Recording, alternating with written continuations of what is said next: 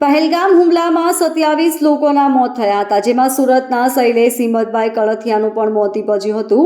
ત્યારે આજે ભારતે પાકિસ્તાનના આતંકી ઠેકાણા પર હુમલો કર્યો છે, જેથી આ હુમલાથી સરકારે બદલો લીધો હોવાની લાગણી વ્યક્ત કરતા મૃતકના પત્નીએ કહ્યું કે મારા પત્નીના આત્માને શાંતિ મળશે।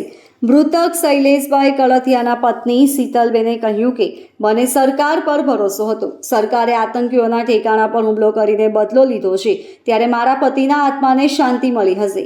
પાકિસ્તાને પાઠ ભણાવવામાં આવી રહ્યો છે, ત્યારે મહારાષ્ટ્ર સરકારે જે રીતે પહેલગામ હુમલામાં મૃત્યુ પામેલાને સહાય કરી છે, તેનાથી વધુ સહાય ગુજરાત સરકાર અમને કરે, જેથી અમારા બાળકોને ન્યાય મળે।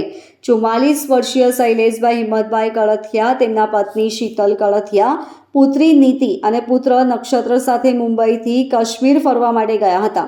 દરમિયાન શ્રીનગરથી પહેલગામ ફરવા ગયા હતા અને વિવિધ જગ્યાએ ફરીને ગત રોજ 22 એપ્રિલે તેઓ ત્યાંની મિની સ્વિટ્ઝરલેન્ડ ગણાતા બેસરનર વેલીમાં પહેલગામથી ઘોડા પર બેસીને કુદરતી સૌંદર્યને નિહાળતા હતા, ત્યારે અચાનક આતંકવાદીઓ દ્વારા ધડાધડ ગોળીબાર કરાતા કળથિયા પરિવારના 4 સભ્યોમાંથી મોભી એવા શૈલેષભાઈને ગોળી વાગતા મૃત્યુ નિપજ્યું હતું।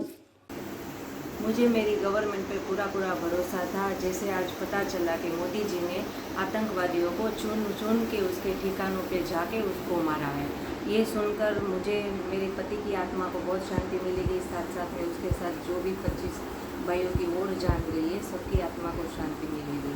और मैं सरकार श्री से और एक अपील करना चाहूँगी कि जैसे महाराष्ट्र की गवर्नमेंट ने यहाँ के लोगों को सहाय की है, तो मेरे गुजरात गवर्नमेंट पे मुझे उससे भी ज़्यादा अच्छे से सहाय करेगी और मेरे बच्चों को न्याय दिलाएगी। Bureau report LK star news, सूरत।